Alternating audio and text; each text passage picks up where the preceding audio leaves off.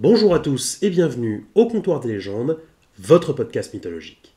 Cette émission vous est proposée par la maison d'édition Bilskirnir, spécialisée dans les récits héroïques et inspirée des différentes mythologies qui ont existé sur Terre. Aujourd'hui, je profite de la période de Noël pour vous faire part de mes réflexions sur l'un de mes personnages favoris de la mythologie scandinave, Heimdallr, le gardien du Bifrost.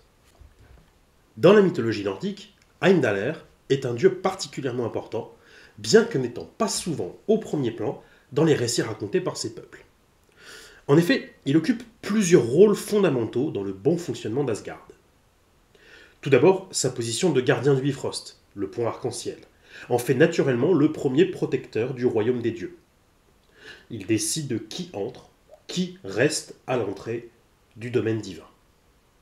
Étant donné d'une ouïe particulièrement fine et d'une vue aiguisée, il surveille les 9 mondes, constamment à la recherche de menaces qui pourraient s'abattre sur Asgard sans avoir besoin de dormir. Son lien avec le Bifrost, le pont arc-en-ciel je le rappelle, lui a également donné un lien avec le soleil.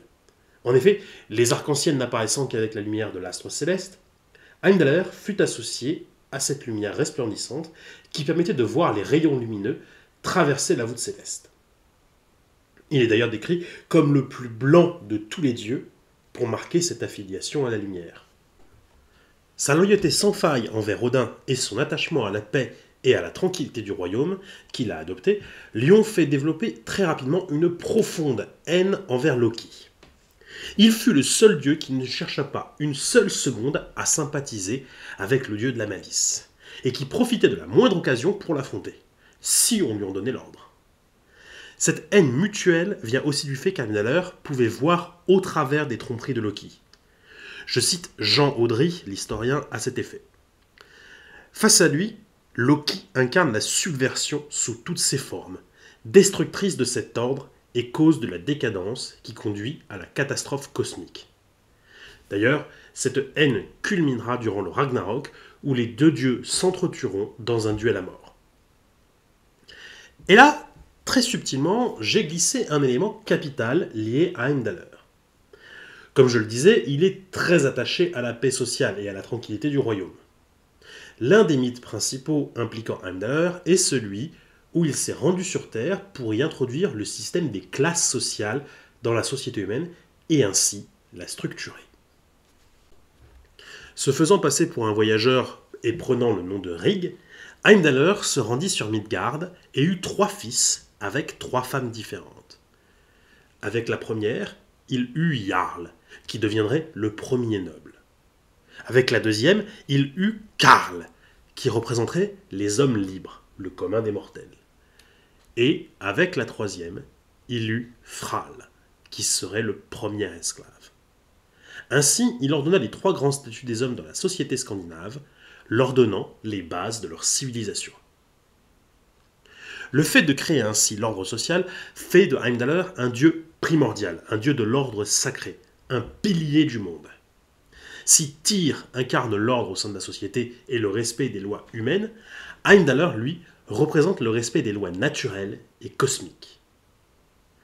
Enfin, sur une note plus légère, le dernier point symbolique avec Heimdallr est plus de l'ordre de la légende urbaine, si je puis utiliser ce terme, et est en lien avec la période de l'année que j'ai mentionnée au début de l'épisode. Saviez-vous qu'on retrouvait des traces du Père Noël dans les mythes nordiques ? En effet, en comparant les deux personnages, on peut faire facilement des parallèles entre le dieu Odin sous son aspect de vagabond et la figure débonnaire préférée de nos enfants. Odin est réputé pour être un grand voyageur qui visite les foyers des gens pour offrir sa sagesse et ses connaissances à ceux qui lui ouvrent la porte. Mais avec ce dieu, on reste bien loin de la description même du rôle du Père Noël. Les historiens pensent plutôt qu'il s'agit là d'une volonté de rattacher Odin à tout ce qui peut l'être, de près ou de loin. Cependant, et cette idée-là, moi, je l'affectionne particulièrement, il existerait une autre origine au Père Noël. Certains l'affilieraient donc au dieu Heimdallr. En effet, il est dit qu'Heimdallr, étant donné d'une ouïe si fine qu'il entendait le vent entre les brins d'herbe et d'une vue si aiguisée qu'il voyait la laine pousser sur le dos des moutons, il serait capable de voir les enfants des nobles et de discerner ceux qui ont bien agi de ceux qui se sont mal comportés. Les enfants bienveillants recevraient ainsi de la part du Dieu un présent, et les malveillants n'obtiendraient que de la cendre. De plus, son trône, Ingbjörg, était placé, selon les Scandinaves, au pôle Nord, à la jonction en fait entre le Bifrost qui atteignait la Terre et le royaume des dieux. Soit l'endroit exact d'où parle le Père Noël selon les histoires. Coïncidence ? Peut-être. Mais cela s'accorde avec l'aspect pilier de l'ordre et pilier du monde qu'Heimdallr représente. Heimdallr est un dieu garant de l'ordre avant tout. Droit, inflexible même, rien ne saurait le détourner de son but et de son devoir.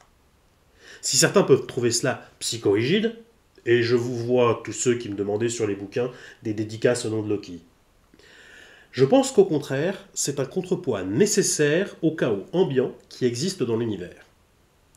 L'équilibre est toujours la clé de la stabilité, et il faut toujours chercher à ramener la balance au milieu, aussi bien lorsque c'est le chaos qui prédomine que l'ordre.